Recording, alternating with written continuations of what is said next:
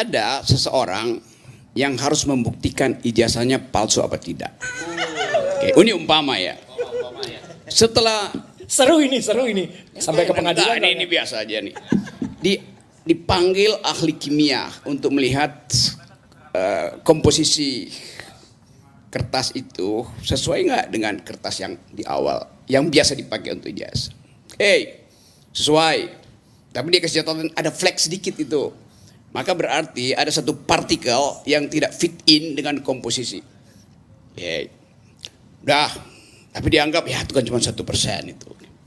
Dipanggil lagi ahli biologi untuk melihat asal usul hilenya, apa namanya itu, zat kayunya di situ tuh sama apa enggak? Ya sama juga, cuman ya ada sedikit 2% itu. Dan seterusnya. Pertanyaan saya, kalau ijazah itu cacat 2 tambah 1%, cacat 3%, asli apa tidak? Headline bilang, ijazah dia itu bukan palsu karena 97% asli. Tapi kalau kita punya otak, 3% palsu artinya ijazah itu palsu. Kan gitu logiknya. Jadi kalau tadi misalnya 154.541. Saya udah korting tadi itu.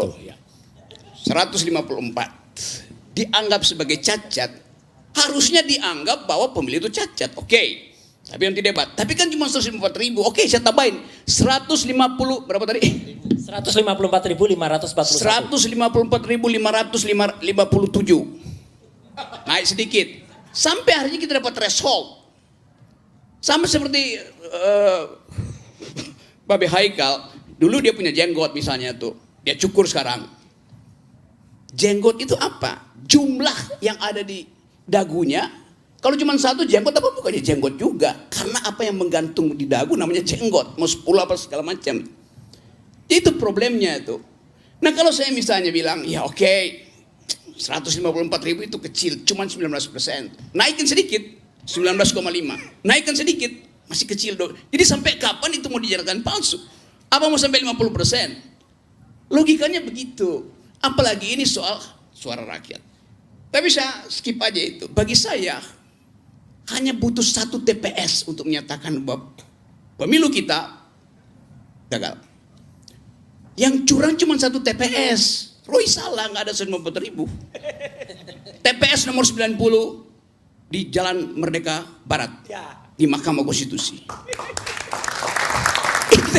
Dari situ dimulainya tuh.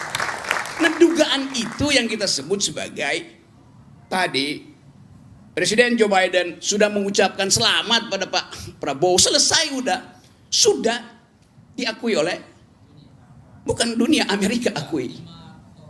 Oke.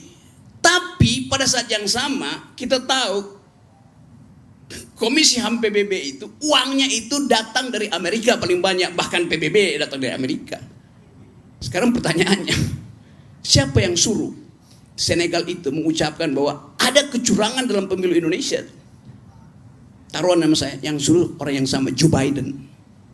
Itu yang namanya diplomasi politik tuh. Diucapkan selamat pada Prabowo, tetapi ada kegagalan demokrasi. Pada siapa? Bukan pada Prabowo, pada Jokowi. Jadi itu intinya.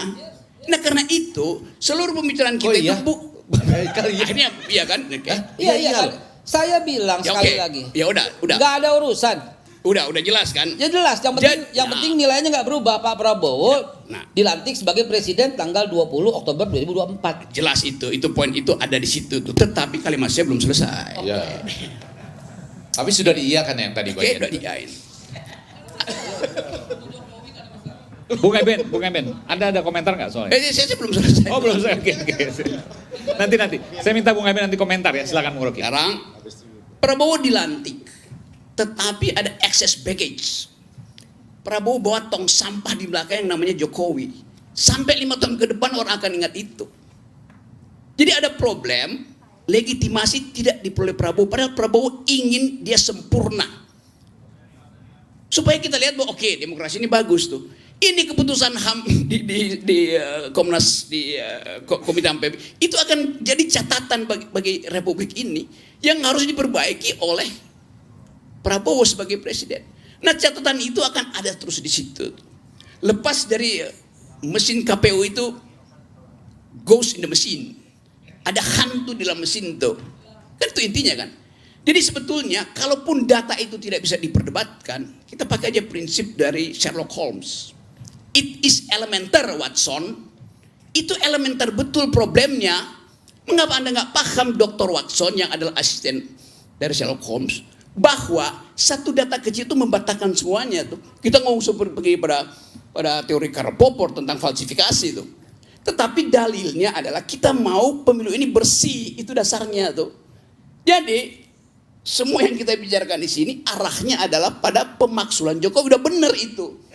Kan yang mencurangkan bukan Prabowo. Prabowo akibat dari kecurangan Jokowi. Tetapi dia dapat karatnya itu dibebani pada Prabowo. Jadi itu masalahnya tuh. Nah, karena itu mahasiswa ya terusin aja demonya kan. Soal itu diucapkan tidak diucapkan, faktanya KPU udah ketakutan. Sekarang dia bentengi, nggak ada lagi orang bisa masuk di situ. Tadi saya muter dari Menteng itu nggak bisa keluar karena dibentengi. Ngapain dibentengi? Kalau KPU itu percaya diri, dia bilang tunggu aja saya umumkan. Nah sekarang berubah, persepsi publik tidak lagi percaya pada KPU, itu dasarnya tuh. Nah sekali lagi, yang saya terangkan tadi hanya untuk memastikan bahwa pemilu kita gagal, bukan Prabowo yang gagal. Siapa yang menggagalkan itu? Tadi Wabi Haikal tanya, sebut dong oknumnya. Ya oknum yang menusuk surat suara di TPS nomor 90 di Mahkamah Konstitusi. Namanya Joko Widodo.